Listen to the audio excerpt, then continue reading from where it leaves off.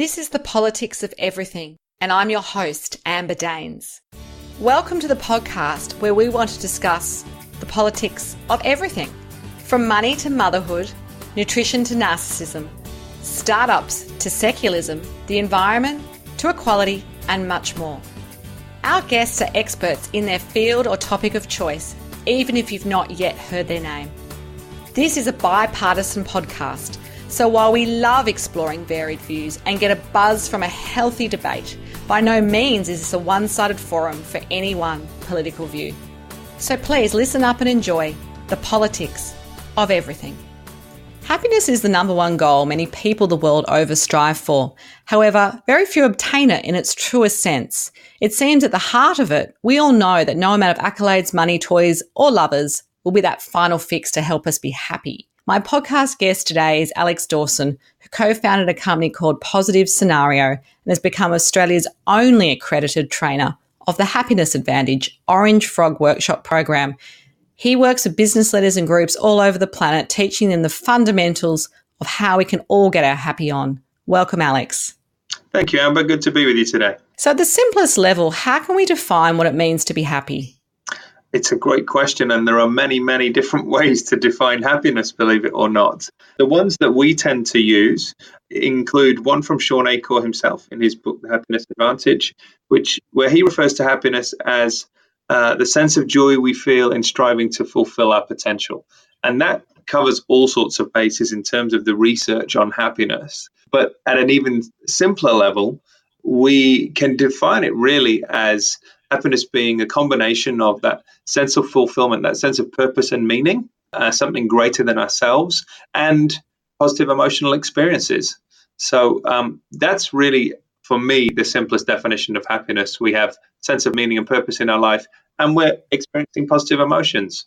It's super logical, but I think, it can elude us sometimes. So I want to just step back perhaps into your early career, and any thoughts on how this idea of being really productive will make us happy, or happiness will equal productivity in your early career? And, I guess a little story perhaps about how your early experiences at work, were they happy, were they not? And, for most of us, we spend so many hours a day in an office, but many of us don't feel that happy. Why?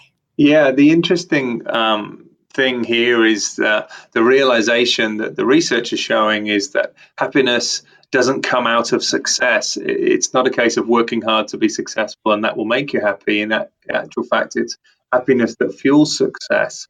And in my earlier career, I had a real eye-opening experience in that I relocated to a leadership role in Hong Kong to run the Hong Kong business for the US company I worked for. And when I arrived there, I realized I didn't want to live in Hong Kong. Now, I still worked hard and I'm still successful in turning that business around. But despite turning that business around, I still felt unhappy in myself. I wasn't fulfilled and joyous about life. In fact, I couldn't wait to get back to Australia. I think that's really the first experience I had that highlighted to me that success in its traditional sense, in the professional and career sense, doesn't necessarily make you happy. And in fact, you have to focus on happiness itself. Not expect things outside of you to make you happy. So how did you discover that you had an interest or a passion for helping others on this path to greater happiness and fulfillment? Were there some catalysts for you in moving from corporate life to where you are now? And could you share those with us? Yeah, I think the first catalyst was a long time ago.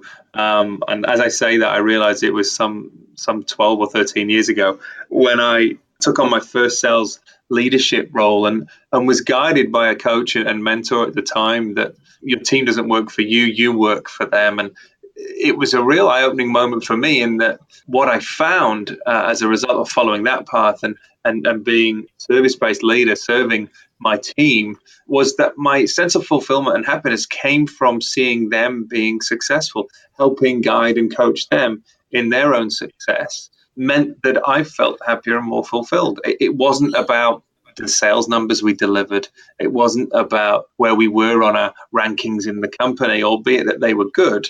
It was definitely a lesson for me. But I suppose it really only came home to roost that that's something you can do on a full-time basis, as I do now, when I returned to Australia from Hong Kong, discovered the content in and around positive psychology and neuroscience, in particular, Sean's Happiness Advantage TED Talk, and applied it for a couple of years in growing a business, and then realized what amazing results you can drive just by helping others find a deeper sense of fulfillment, be happier and more optimistic and positive in their life. Yes, it's something we all definitely strive for. And that this TED Talk that you reference in your website that really kicked off, I guess, that professional investment in the idea of happiness as a business touchstone was from award-winning author and now obviously TEDx star, if you like, Sean Acor's TED Talk, which is entitled The Happy Secret to Better Work.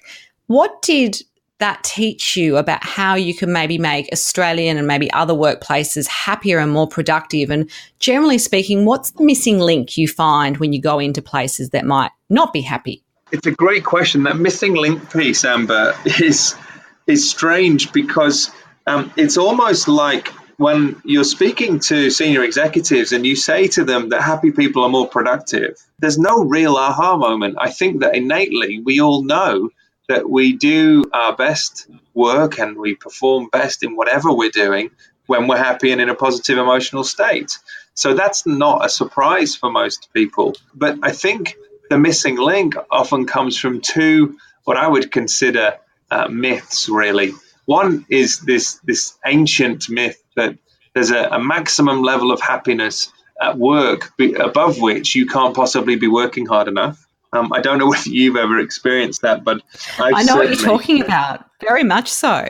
Yeah, I had a friend who he's the CEO of an international company, and when I was talking to him about this, he said, "Oh no, I do that all the time," and shared with me that he actually walks out of his office, and if someone is laughing, he's heard himself say, "What are you laughing at? Get back to work," as if you can't be happy and performing well. So that's the first missing link for me. Is I think we need to smash that myth. The second one is that work can actually be a source of happiness, and I think for many it's not necessarily seen that way. It's seen as a necessity to earn a living. It's seen as for financial gain, and not necessarily seen as something that can directly contribute to how joyful you feel about life. Oh, I totally agree. And I must admit, I don't know whether it's an age thing or what it might be, but I definitely feel this stage in my life where I've been working for 20 odd years, I feel like where I make a difference and where I contribute rather than try and get something, so not trying to get more money or get more accolades or whatever it is, definitely is a point where I go, I love what I'm doing. It's not always about that financial reward, as you say, or that external appreciation or obvious signs of being promoted or whatever it is that we traditionally associate in a workplace as being happy. It's definitely about contributing, giving back, having purpose and being appreciated. Absolutely. And the crazy thing, Amber, is that organizations with a higher purpose outperform other organizations by some 200% over the long term. So we have this strange dichotomy that if we over-focus on the financial rewards of work and business, we're actually sacrificing happiness and meaning in our life, but we're also doing that at the cost of overall business performance, it would seem. Absolutely. And I think it's interesting you say that because a lot of companies, and it was probably about 10 or 15 years ago, corporate social responsibility became a buzz term where organizations didn't really know, especially big profitable ones, how to actually give back. And so sometimes it feels a bit tokenistic, like they might support a certain charity for a year because there's a vested business interest or the CEO is really passionate about a certain charity, so everyone has to get on board. But it sounds like it's got to be a little bit more deeply thought out than that. Yeah, I would agree wholeheartedly. I love to see some of the movement around social enterprise, and that by virtue of growing your business, you're increasing your social impact. It's inherent in the way you do business, and what you do is actually delivering positive social and environmental impact, rather than this tokenism you talk about where let's throw some of our profits to a charity. I think you can actually embed it more deeply in the culture and the DNA of an organization, and then it really is impactful at a social level, but also the individual level, far more rewarding and certainly drives a greater sense of fulfillment, I think. Absolutely. So where do most of us go wrong in this sense of what's going to make us happy and how can we get there, but more importantly, stay there? Like happiness sometimes feels like a transient thing because you're associating it with an emotion. But even when you have purpose, you're not always happy. So what is it that we're really trying to get right here? I love that you've hit on that goal of perpetual happiness, because that's not really what we're talking about. We have a full spectrum of emotions and they should all be embraced. Some are associated as positive, and some are not. I mean, we all have bad days, right? Absolutely. That would be you wouldn't be human. You'd probably be a bot if you didn't. Exactly. So I think the way that I tend to talk about it is, first of all, we're not seeking to be permanently positive or permanently happy on a happy high constantly. But what we can do as individuals, we can take steps that will raise our average level of happiness. We all have sort of an average standard level of happiness based on our genes, our personal choices, and our external environment to some extent.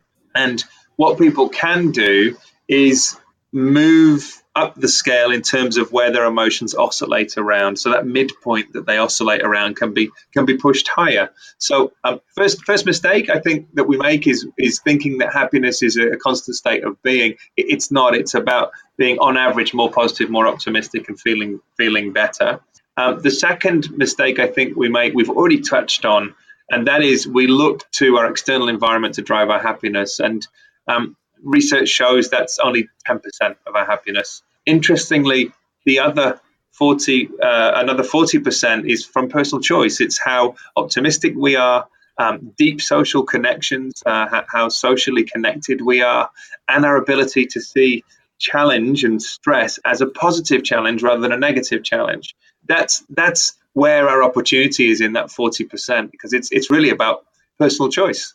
Absolutely. No, you make it sound so simple, and I think it probably is, but it's probably reframing how we react to situations as much as, the idea of how to be happy and what's going to make us happy. Yeah, definitely. At a tactical level, there are lots of things we can do that will actively rewire our brain so that it sees the world through a more positive lens.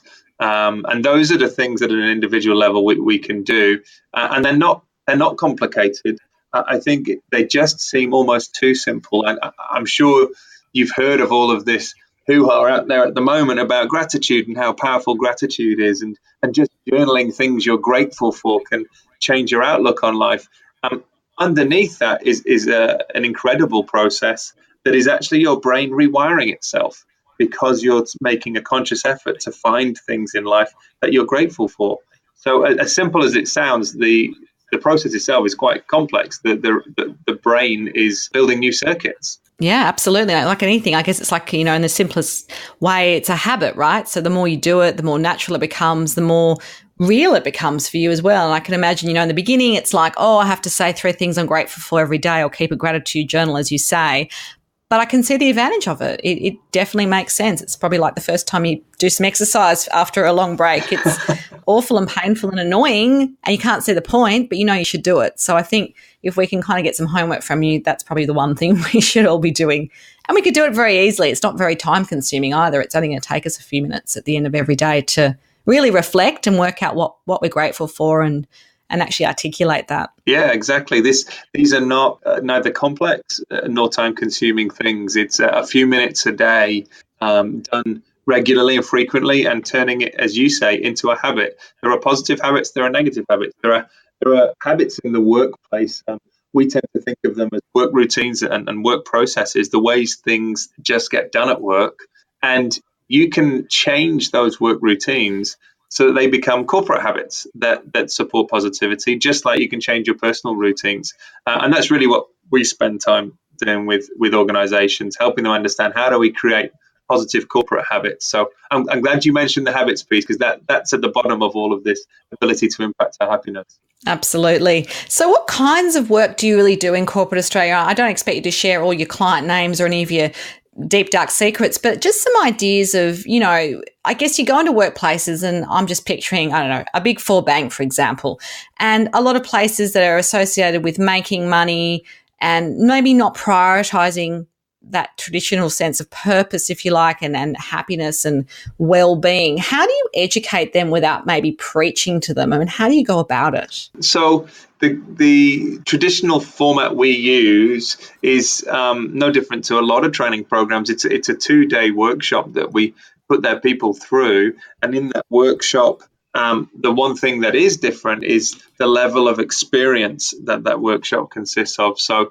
a lot of training will say it's experiential in nature. The reason ours is so significantly experiential is you're really taking people on a journey. You're allowing them to embrace the idea that it's okay at work to focus on their own individual happiness, that it's okay at work to show emotions, that it's okay at work to invest time and effort in themselves and their own emotional well-being. And I don't think that necessarily is something that people walk into the room with. It's not the norm in many, many workplaces. So we spend an entire day taking them on a journey on realizing some of the things we've discussed today, that happiness is a choice, that they can take leadership in their own level of happiness, but they can also impact the happiness of others.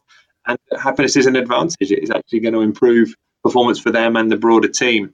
Once they've kind of reached the point of almost being evangelists for this in day one of the workshop, day two of the workshop then starts to look at, well, how can we improve our environment? How can we change the way that work is done, the way we design work processes and job roles to embed habits that will create automatically for our teams moments of positive emotional experience in the course of just executing our roles.